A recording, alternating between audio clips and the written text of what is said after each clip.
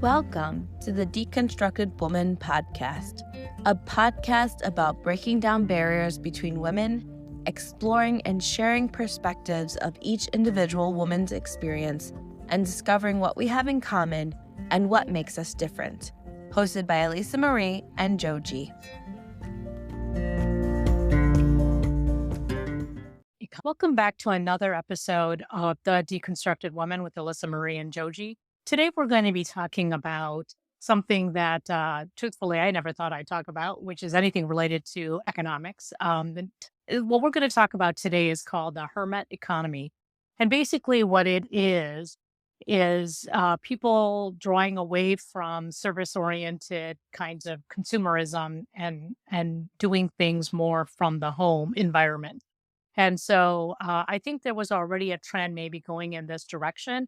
And then COVID cemented it with the inability to be in large groups and things like that. And so the idea is roughly what I just described.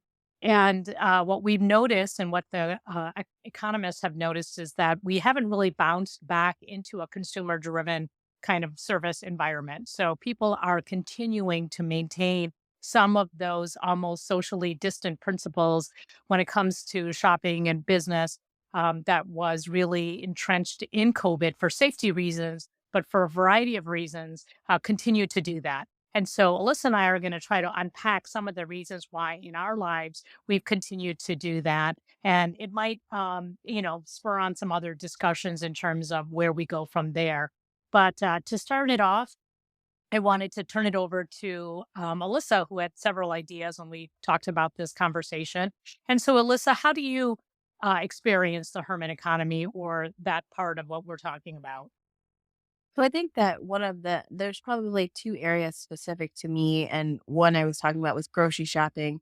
With four kiddos, it's hard to go grocery shopping. And so I was talking about how the ease of nowadays I can, order my groceries in the morning before work or on my lunch break and then pick them up on my way home. And so the ease of being able to get my groceries in a quick manner, not having to spend a couple hours at the grocery store, just makes life a little bit easier. I also, my family was unfortunately under the weather the last couple of weeks, and so there was things that we needed, but I didn't want to go into the store. I didn't want to get out of the car, and so the ability to be able to order things even just from Walgreens and say, this is what I want, and they bring it right to my car in addition to food, if you order from most places, whether they have delivery or not, they use Grubhub or Uber Eats or whatever,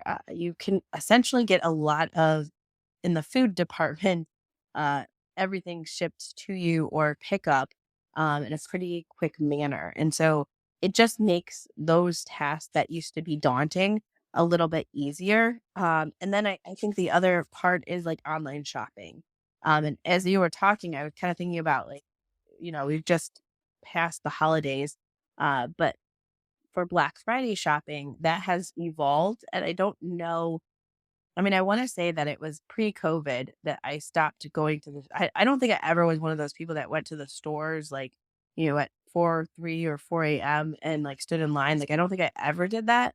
But as soon as I found out that I could get the same deals online, I just all of a sudden was just like, okay, like I have the advertisements in front of me and I just immediately like log into whatever stores that I typically buy from and order everything that's on sale that day online.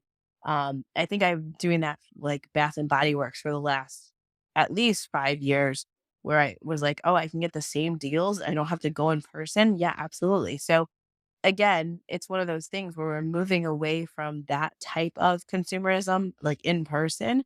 And it's just so easy. Amazon and different companies have made it extremely easy for us to consume from our home and have it delivered to your front porch. And so it's almost like, well, why would I go back to walking up and down the aisles of things and trying to, figure out what I need when I can do it in a much more efficient manner, again, like on a break or something like that, and not have to take that time. So those are my like initial thoughts. But I think that I'm assuming that there's a lot of people that that resonates with. Yeah, some of the other examples that came up for me was I think a lot of people stopped just going out to eat quite a bit, during COVID because the restaurants had lots of precautions and, masking before you could eat and things like that. So I do think that one of the trends that I've seen is that there, from some of my friends, people who typically would meet a lot of their friends out in restaurants or bars or music venues, like they've really pulled away from that and they're doing more things at home. And I think one of the things that came out of that was the realization about how expensive it is to go out and consume, 2 or 3 hours, consume alcohol and food, if it's gonna be like a Friday night or a Saturday night, and how much cost it is going to be for one night to go out. And I think that became really apparent to some of my friends who were used to that was their social recreational activities. They tended to be single, or just a bunch of girlfriends would get together and go out and hang out in the city. And I don't even mean downtown Chicago, I just mean locally. But, it could cost upwards of, 100, $150 a night. And so I think that from there, they've actually reconvened in their homes and, everybody brings a bottle of wine and some appetizers and they have a fun evening, doing talking and really what they were there to do. Which is to connect with each other, but doing it in somebody's home with the right number of people that they feel comfortable with and not being exposed to a lot of other people in terms of risk for infection and things like that. So I think that is really that's really something that has started happening more and more and continued way after COVID. Of course, every winter we do sort of re-engage with COVID and things like that. And so I do think it's going to be, sort of an ongoing issue. But I am sort of surprised that people haven't gone back out to eating in restaurants and things at the level that they were. Coincidentally, in my life, and I think my husband retired right before COVID, but we started getting those meal kits instead of, picking up food, fast food, because we wanted something a little bit healthier. Like the fact that I didn't have to go grocery shopping for as much food because all the food was contained within the meal.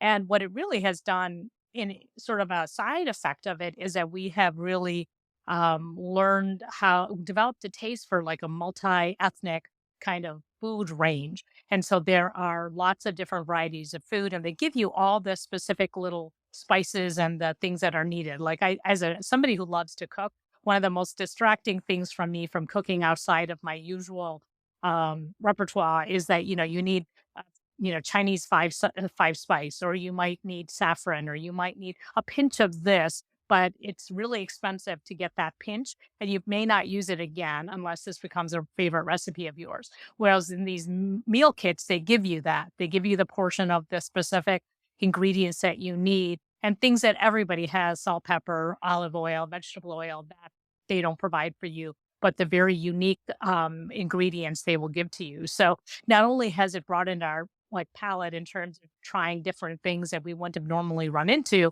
it's also all contained within sort of a Amazon delivery package and in ice, cold ice, or dry ice, excuse me. And then you just unpack it, and there's the ingredients and the meal prep directions, and it's within 30 minutes. And I suspect that it's more expensive maybe than eating out at a fast food restaurant, but it's probably less expensive for being able to get the same kind of a meal at a restaurant. And so it falls somewhere in the range of that. But I think there is something to be said for cooking at home. And, I think overall the experience is probably less expensive because you're not having a glass of wine or a cocktail or something like that.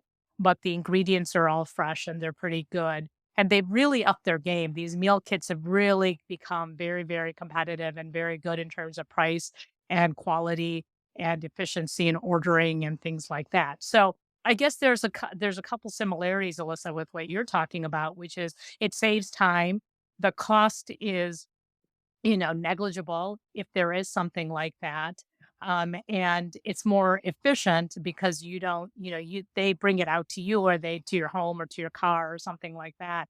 And so I do think that it is something. But I guess I wonder why we didn't see this on our own before I started seeing it sort of showing up in different areas. Like, what do you think it's just become a fabric of our culture and that we took it for granted that this is like a significant change that's happened? Or or what do you think might have led to the fact that because it's got a pretty dramatic name. I mean, nobody wants to live like a hermit. And yet that's sort of what people are publicizing that now we've become sort of as a culture. How do you react to that? Like the term hermit culture and why you think it's sort of been under the radar until now? It's hard to say. I think that I I don't know. I have a couple of different thoughts because I'm thinking that, for me personally, I am perfectly happy as an introverted extrovert to be a hermit and to be on my own and not interact with the world. Like I'm okay with that. But I think that there's so many things that were available pre-COVID that I mean, like Zoom has been around. Like that wasn't a new thing. That didn't just develop during COVID. Like that was like people had been using Zoom prior to that. But then it blew up. And so I think that these are things that like we've probably had access to, but then the ease of them came with the era of COVID. And now all of a sudden people are like, well, wait, I don't have to do this. I don't have to go out. I don't have to do, oh, well, then why would I? Like it just seems like I don't want to say that we've become lazy, but I think that we've just become more acclimated to, if I don't have to do something, why do it? If there's a way of doing it easier, why wouldn't you? Um, but it also like leads me back to like, there's probably some, problems, and I think you kind of spoke to them a little bit, is just, like, the economy itself is taking a dip in different areas. So different, professions and different I mean, like, I still see, like, help wanted signs in, restaurants, and, there's some places that we used to go to a lot that we don't go to anymore because the quality of customer service and things went significantly down because they couldn't get people to work there. And they're just like short staffed and there's short supplies and there's just like all these issues that have affected different areas of our society. And so I think that there's definitely downfalls to it as well. But I think that it's just one of those things where it's like this is easier. Why not? The other thing that I guess, sort of crept in with COVID, which doesn't affect you and I personally in our professional lives, but it's the amount of people who can now work from home. So that remote job, I think, is also a game changer for so many different industries, which could then be sort of a end product of the shortages in customer service jobs because if you can get paid the same amount of money you were working from home, most of us have a decent internet connection at home just because of our lives in general. And then you could actually create your own revenue without having to drive a car, have to worry about gas prices, the mileage you're putting on your car, and still doing the same amount of work effort to accomplish, what your job entails. I mean, I happen to be an extrovert introvert, and so I'm learning to be an introvert. 10 years ago, I was an extrovert extrovert, but I still enjoy going out and going to work, and because of the work I do, I sort of have to be out and about. But I think there's a lot of people who have given the opportunity to do their work and find a way to do it virtually. I think I want to say from talking to a random group of people, I would say 6 to 7 out of 10 would want to do that from home. I think they like the convenience of it, the lack of the commute, having more personal time for those of us, who want to incorporate self-care into our day. You earn back like at least an hour to two of getting dressed and dealing with traffic and the miles and all that kind of stuff. So you do get time back in your life, which might be a central reason why people are moving in that direction, when the other conversation we keep talking about is how busy we are and how we don't know what happens to the time. So I do think that, people's ability to work from home also has impacted. And I think the other thing you alluded to earlier, Alyssa, was just technology and the fact that there are so many things at our fingertips right now that you can do so much purchasing online and in so many if for in so many different ways in your life, not just groceries, not just clothes, not just books, almost anything you want can be personalized and brought to you. I think about Etsy and how, my daughter buys me a lot of personalized things that she sees on there, but she doesn't feel like she's going to a mass marketing kind of organization, but is finding like a small business owner who makes something very niche. And she's buying that from me because that's what she thinks I like. And so I mean, like, what I'm trying to think of something that you couldn't buy online that you regularly in the past 10 years ago, we would have had to go out and find. Can you think of anything like that? I mean, I can't think of any items, but I'm thinking like even like nowadays, like outside of consumer goods, we can do so much from our home. Like you can do medical appointments. You can, I mean, not all obviously, but like the other day I needed to take my son in, and it was like you could take him to urgent care or you could request a virtual appointment. And it was like, okay, well, like still an option. So I think that I couldn't think of anything that you couldn't get online because pretty much, again, eh, if you can't get it like Amazon or you can only get it at the store, you can get it Instacarted to you. So, I mean, I'm sure maybe somebody can come up with something that you can't get specifically from the store. Maybe there's certain stores, but for the most part, you can get everything. But you can also just do so much more online. We can do virtual meetings. We can do, again, medical appointments. I mean, you name it, you probably can find a way to do it from your home, exercise classes online. Like, I mean, anything that we were doing outside, we now can do at home. Yeah. I mean, do you think that how I guess playing devil's advocate, I think teachers and other older adults have said that with all the texting that has revolutionized the way that we communicate, young people don't know how to write in full sentences or think in full sentences. Do you think that there's going to be a negative outcome associated with us doing more kinds of things from home and not interacting with people in usual kinds of environments, grocery stores, clothing stores, retail environments? Do you think that that is going to have an accumulative effect? I'm sure that it will. I mean, I'm sure that there's like the basic etiquette that, you know, that our younger generation probably aren't going to get. Like, I mean, my kids, when we go out to eat and they're like, they're just learning. Um, I was trying to think of like recently we went out to eat and there was something that happened. I can't remember exactly, but my son, um, goodness, I think we're at a restaurant and he he didn't know something. I can't remember what it was, so it'll maybe come back to me later on. But there was something about like he just didn't know the etiquette, and they were like, "No, no, you can't like take that. You have to, maybe it was at a store. I can't remember, but it was like we were definitely going out to eat." And he was like, "Oh, okay." And so like he learned, but like that was something that if we hadn't been in that circumstance, like he wouldn't have learned that like you can't, just like grab things off the counter. Like that's you take I think maybe it was a menu, I can't remember.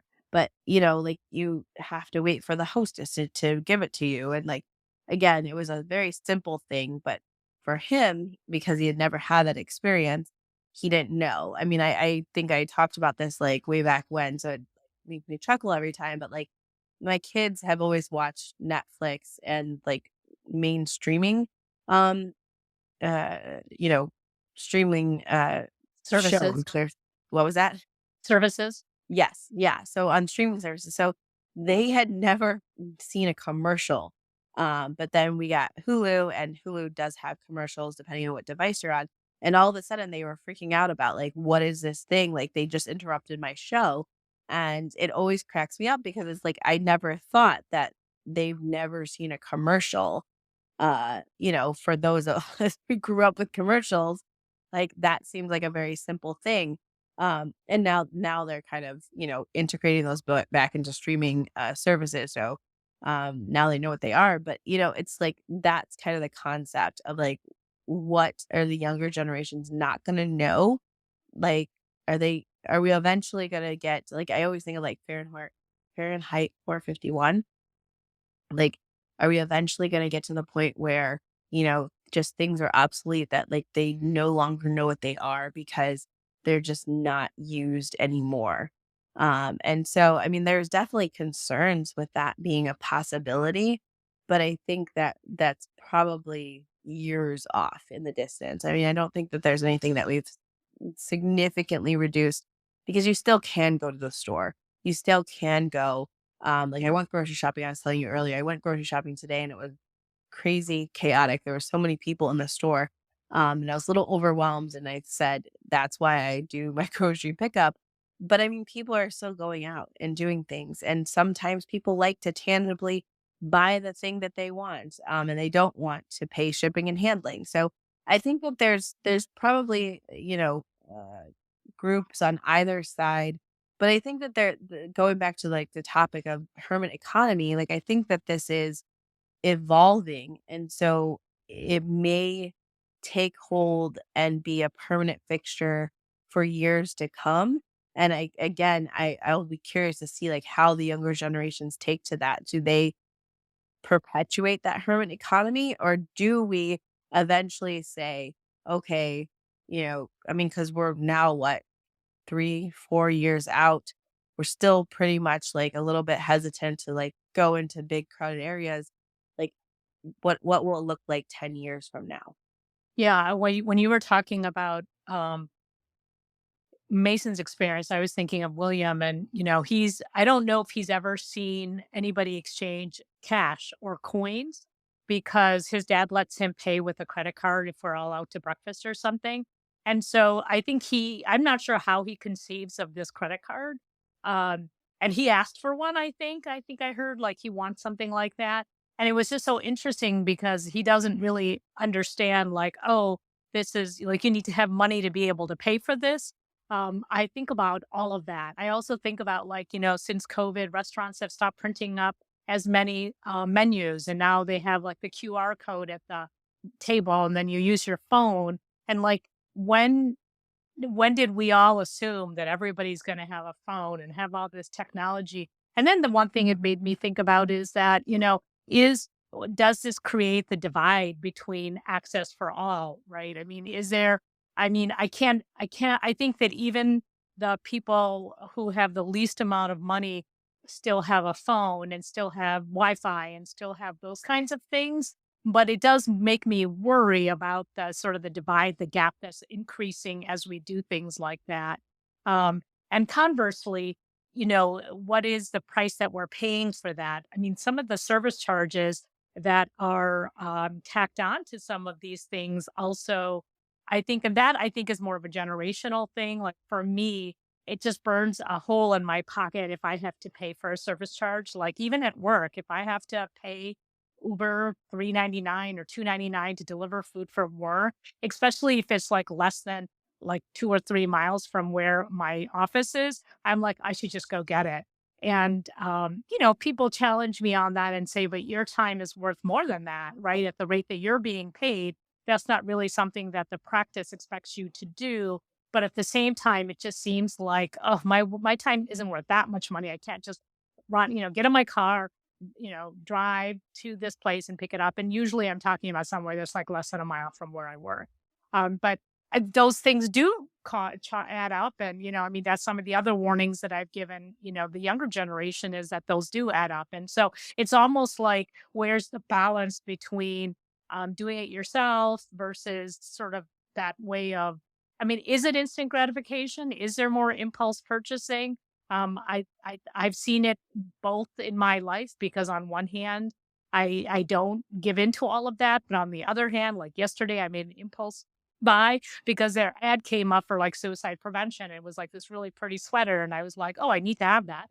And then I went and I bought it, and it was like a $10 shipping charge, and I was like, "That's a third of the cost of this sweater." Like, am I really? Because I haven't paid for shipping because of Amazon for years. And so I was just sort of like, oh my gosh, like, how do people afford to buy things online when it's not automatically included? And most things are not included. I think Amazon is a very specific kind of a service. I don't think other people do it for free. So I do worry that, yes, we may have a hermit economy, but are there more lucrative opportunities? Because I'm also an entrepreneur and thinking, oh, how can I what can my side hustle be on this venture? Is there something that is out there to create that could also tap into some of that? People have discretionary income that they're willing to spend if they have time, if it saves them time. It's sort of like, I don't know, it's like that both parts of my brain light up with that. On one hand, trying to be, a little bit more economic, but on the other hand, thinking, oh, like, how do I turn this around? And is there a way for me to get a piece of that? I mean, I don't know. I have all sorts of conflicted feelings about it. But anyway, any thoughts that you want to share about that? Any of my ramblings? No. Well, I'm over here, like, nodding and like, "Yes, I absolutely hear you," and I think that I mean, there's definitely times where if I've eaten out, maybe a couple times in a week or so, I will be like, "I'm gonna go out and get it myself," just because of the service fees, and so I'm right there with you as far as, like, if I can save money, I have stuff in my Amazon cart, and I wait till I have enough to get free shipping. I mean, that's I don't have Amazon Prime, um but it's one of those things where I think that there is definitely a cost benefit analysis, but it is looking at it and saying, I have a busy day. I can't get out right now. So the alternative is to not have lunch or to skip lunch. And if I can have somebody bring it to me, that's time saved. So I think that it's definitely both ways. But I think that I would agree with everything. Yeah. The one thing I wanted to mention is for people who are interested in this topic, there is an article. It's the article called the title, The Hermit Consumer, a 2024 Trend to Watch.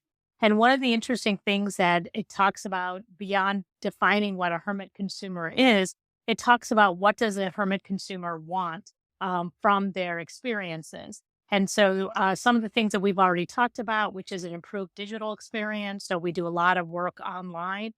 That's really the platform which enables us to be able to do this kind of consumerism.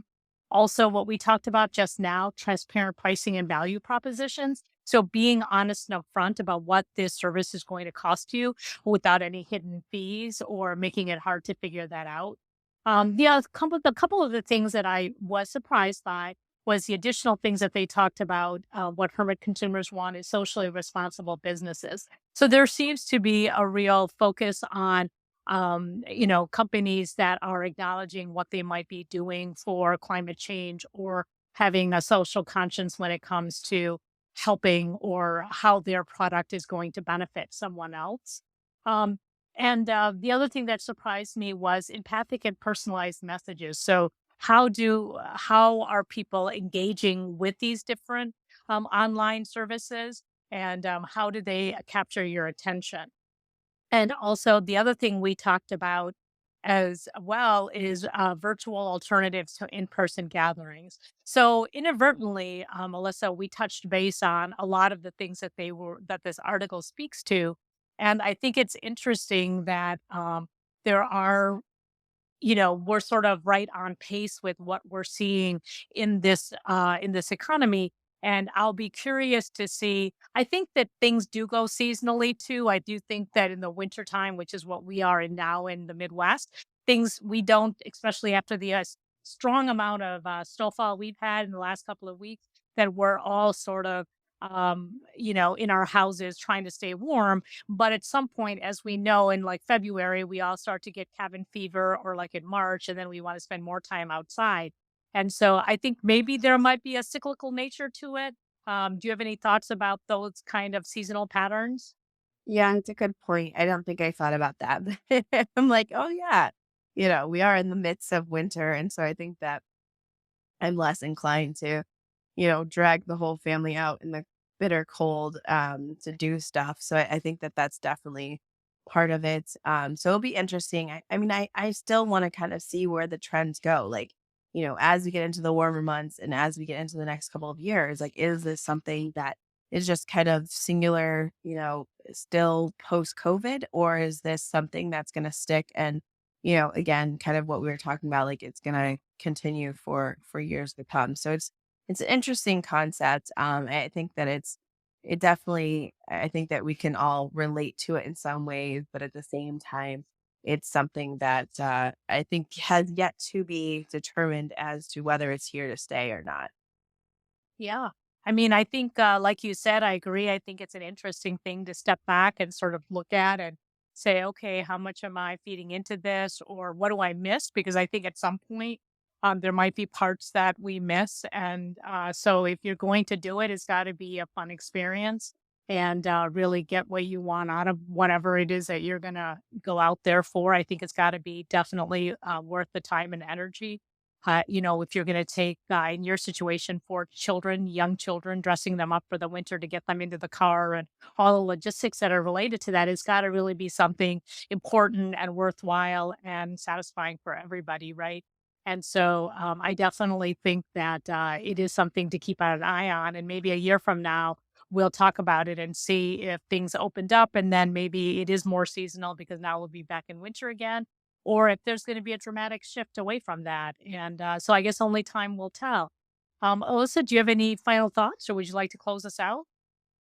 No final thoughts, but I will close this out. So, for those of you who are maybe listening in for the first time, welcome. We are more than happy to hear from you.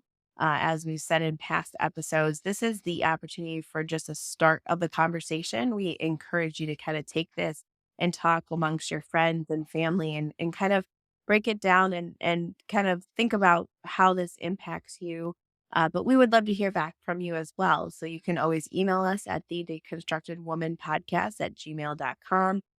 You can leave us a voice message, or you can leave us a rating to let us know that you enjoyed this episode.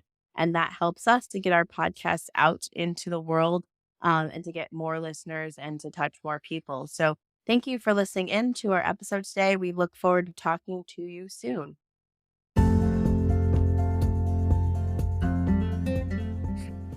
Thank you for listening to our podcast, The Deconstructed Woman.